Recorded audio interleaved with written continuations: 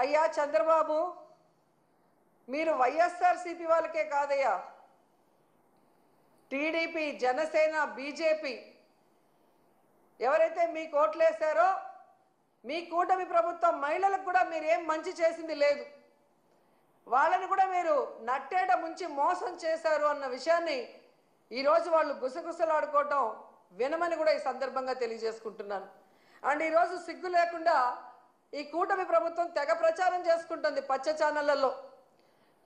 కూటమి ప్రభుత్వం అంట మహిళా సాధికారత కోసం ఎంతో కృషి చేసిందంట. అసలు మహిళా దినోత్సవాన్ని జరుపుకునే అర్హత ఈ కూటమి ప్రభుత్వానికి ఉందని నేను అడుగుతున్నా. అసలు మహిళా సాధికారత కోసం మీరు ఏం చేశారో చెప్పండి. ఈరోజు రాష్ట్రంలో చూస్తే ప్రతి గంటకి 70 మంది, ప్రతి రోజుకి 70 మంది మహిళలు, వృద్ధులు, చిన్నపిల్లల మీద అఘాయిత్యాలు జరుగుతున్నాయి. గంటకి 3 మీద మీ పోలీస్ రికార్డ్సే చెప్తున్నాయి. ఇదేనా మహిళా సాధికారత? మహిళలు రాజకీయంగా ఎదగాలని జగన్మోహన్ రెడ్డి గారు ఇచ్చిన 50% రిజర్వేషన్ని మహిళలకి ఎత్తేశారు మీరు. ఇదేనా మహిళా సాధికారత? మహిళల రక్షణ కోసం దిశ యాప్, దిశ పోలీస్ స్టేషన్లు, మహిళా పోలీసుల్ని తీసుకొస్తే వాటిని మీరు ఎత్తేసి ఈరోజు దీన్నే మహిళా సాధికారత అంటారని అడుగుతున్నాను. ఎంత సిగ్గుచేటంటే ఈరోజు 6 ఏళ్ల నుండి 60 ఏళ్ల వరకు అందరు మహిళల్ని మోసం చేశారు. ఇదేనా మహిళా సాధికారత? దాదాపుగా 50,000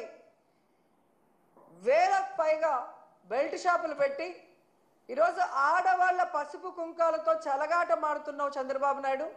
ఇదేనా మహిళా సాధికారత? అలాగే మీరు చూస్తే తల్లికి వందనం పథకం పెట్టి గత బడ్జెట్లోనూ ఈ బడ్జెట్లోనూ డబ్బులైతే కేటాయిస్తున్నారు, కానీ తల్లికి పంగనామాలు పెట్టడం తప్ప తల్లికి వందనం ఇవ్వని మీరు ఇదే మహిళా సాధికారత అని ప్రచారం చేసుకుంటున్నారు. ఖచ్చితంగా ఈ అత్యుత్సాహం చూపించి వాళ్ళ యొక్క మెప్పులు పొంది ఏ విధంగా వాళ్ళ యొక్క రూల్స్ అన్నీ కూడా మర్చిపోయి పోలీసులు వ్యవహరిస్తున్నారో ఖచ్చితంగా మిమ్మల్ని న్యాయస్థానం ముందు ఏదో రోజు నిలబెడతాము. ఖచ్చితంగా చట్టం ముందు మీరు నిలబడి సమాధానం చెప్పుకునేటువంటి రోజు మీకు వస్తుంది. అదే మీకు గుణపాఠం అని తెలియజేస్తున్నాను. అలాగే పోలీసులకు హెచ్చరిస్తున్నాను, మీరు ఇప్పుడు చేస్తున్నటువంటి, అంటే ఇది మాకు బాధ అనిపిస్తుంది, మాకు పోలీసుల మీద, ఇన్స్టిట్యూషన్స్ మీద చాలా రెస్పెక్ట్ ఉంది, కానీ ఈరోజు వీటిని కూడా మ్యానిపులేట్ చేస్తూ, మిస్లీడ్ చేస్తూ ఏదైతే పోలీసులు రాజకీయ మెప్పుల కోసం చేస్తున్నారో, ఏదైతే మీరు ఒక రోజంటూ మీకు వస్తుంది, అప్పుడు మీరు చట్టం ముందు నిలబడి సమాధానం చెప్పుకున్నటువంటి రోజు, ఆ రోజున ఒక్క క్షణం మీరు ఆలోచిస్తారు ఎందుకు అత్యుత్సాహానికి పోయి ఈరోజు ఈ పాపాలకు మేము పాల్పడ్డామో అని. ఆ రోజు మీరు ఒకసారి ఆత్మవిమర్శ చేసుకునేటువంటి రోజు ఖచ్చితంగా వస్తుంది.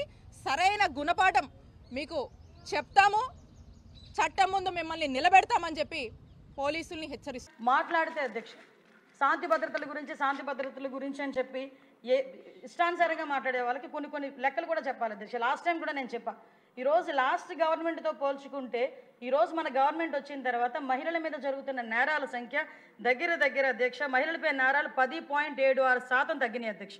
అదేవిధంగా ఎస్సీ ఎస్టీలపై నేరాలు 10.56% తగ్గినాయి అధ్యక్ష. ఎందుకు ఎస్సీ ఎస్టీల మీద అని చెప్తున్నానంటే, లాస్ట్ 5 సంవత్సరాల గవర్నమెంట్లో టార్గెట్ ఎవరయ్యా అంటే ఎస్సీ ఎస్టీలు. డాక్టర్ సుధాకర్ దగ్గర నుంచి మొదలు పెట్టుకుంటే అధ్యక్ష, మొత్తం అందరూ వరప్రసాద్కి గుండు కొట్టించడం, అదేవిధంగా సుబ్రహ్మణ్యం డ్రైవర్ని హత్య చేయడం, ఈ రోజుకి కూడా ఏ మొహాన పెద్దల సభకి వాళ్ళు వస్తున్నారో కూడా ఒక్కొక్కసారి మేము కూడా కొంత ఆవేదన చెందుతున్నాము. ప్రజలు కూడా అర్థం చేసుకోవాలన్న విషయం మీద కూడా ముందుకెళ్తున్నాం అధ్యక్ష. ఈరోజు మనకి చెప్పారు అధ్యక్ష, లాస్ట్ గవర్నమెంట్లో మ్యాక్సిమం అధ్యక్ష, లాస్ట్ గవర్నమెంట్లో అధ్యక్ష, ఇప్పుడు ఇందాక మనకి ఎమ్మెల్యే గారు చెప్పారు అధ్యక్ష, మాచర్ల ఎమ్మెల్యే గారు, మనకి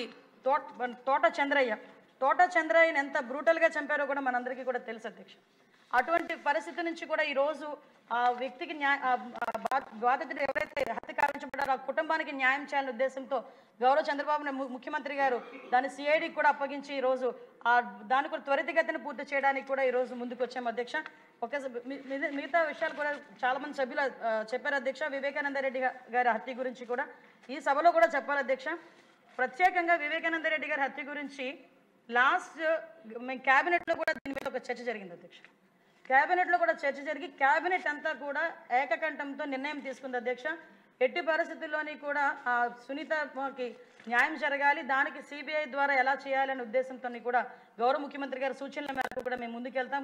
క్యాబినెట్ మొత్తం కూడా ఆ రోజు ఆమోదించింది అధ్యక్ష. త్వరితగతిన పూర్తవ్వాలని, సునీతమ్మ గారికి న్యాయం జరగాలి, వివేకానంద రెడ్డి గారి హత్య కేసులో పోరాటం చేస్తున్న ఆమె కుమార్తెకి న్యాయం జరగాలని చెప్పేసి మేమందరం కూడా గౌరవ ముఖ్యమంత్రి గారి ఆధ్వర్యంలో అందరం కూడా అనుకున్నాం అధ్యక్ష. ఈరోజు సూపర్ న్యూమరీ ప్రమోషన్స్కి కూడా చిన్న చిన్న టెక్నికల్ ఇష్యూస్ ఉన్నాయి సార్, లీగల్ ఇష్యూస్ ఉన్నాయి. అవి కూడా క్లియర్ చేసుకొని మీరు ఏదైతే చెప్పారో సూపర్ న్యూమరీ కేసెస్ గురించి కూడా మేము అది కూడా నిర్ణయం తీసుకుంటామని గౌరవ సభ్యులకి తెలియజేసుకున్నాను అధ్యక్ష. అదేవిధంగా అధ్యక్ష విఆర్ సంబంధించిన జీతాల గురించి కూడా చెప్పారు అధ్యక్ష. విఆర్కి 50% జీతాలు ఇంతకుముందు చంద్రబాబు నాయుడు గారు సీఎంగా ఉండేటప్పుడు ఇచ్చేవారు అధ్యక్ష. కానీ లాస్ట్ 5 సంవత్సరాలు కేవలం కక్షపూరితం, నువ్వు టీడీపీ అన్న అతనికి ఎవరైనా చెవులో చెప్తే చాలు వాడిని తీసుకెళ్ళి పిఆర్ పెట్టేసేవారు. ఆ విఆర్లు ఎన్ని రోజులు ఉండేవారంటే సంవత్సరము 2 సంవత్సరాలు అన్ని పనులు చేయించుకునేవారు, కానీ వాళ్ళకి జీతం ఇచ్చే పరిస్థితి కూడా లేదు అధ్యక్ష. దాన్ని మళ్ళీ స్టిమ్యులేట్ చేస్తున్నాం అధ్యక్ష. దశల వారీగా మీకు ఉన్న ఆర్థిక పరిస్థితి తెలుసు, అలాగని వాళ్ళని కూడా మేము ఇబ్బంది పడే పరిస్థితి కాదు, దశల వారీగా చేసే పరిస్థితి కూడా మేము తీసుకుంటాం అధ్యక్ష. కానీ ఒకటి అధ్యక్ష, ఈరోజు శాంతి భద్రతల విషయంలో కానీ మహిళా భద్రత విషయంలోనే కానీ ఒక యువత భవిష్యత్తు గురించి కానీ ఈరోజు ఎన్డీఏ కూటమిగా ఉన్న మనం ఒక చిత్తశుద్ధితో పనిచేస్తున్నామని చెప్పడానికి ఈరోజు చాలా ఉదాహరణలు మనం అందరం కూడా చూస్తున్నాం అధ్యక్ష.